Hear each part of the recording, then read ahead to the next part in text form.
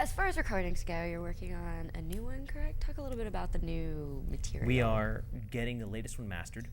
It'll be released shortly before the show airs, actually. We're going to be playing out, supporting that as we travel out through the Midwest.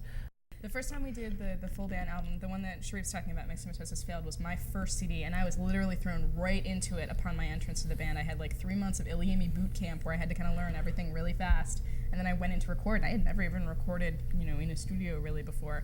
And so that album had a very, like, there were live tracks, there were studio tracks. It was a real kind of a hodgepodge almost of everything we were coming together into at the time. And then like the next full band CD was The Fifth Circle, the one that we released July of last year, which really was a good studio-produced album, much more holistic with this configuration of the band as the four-piece.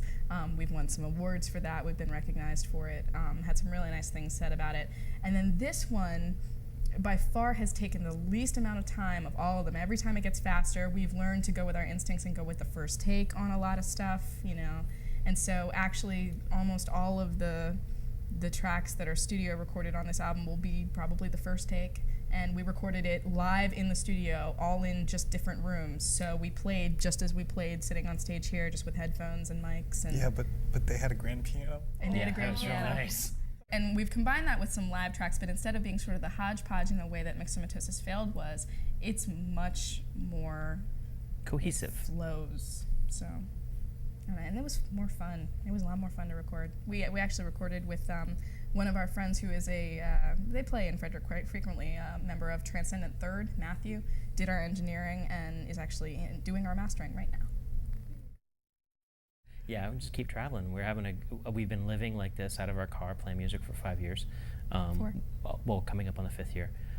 And we're excited because the next couple months in the Midwest, we'll be able to drag along a third person, and that's really, really cool. So eventually, our big plan is to be traveling with all four of us. And you know, that just will take wrangling and ropes.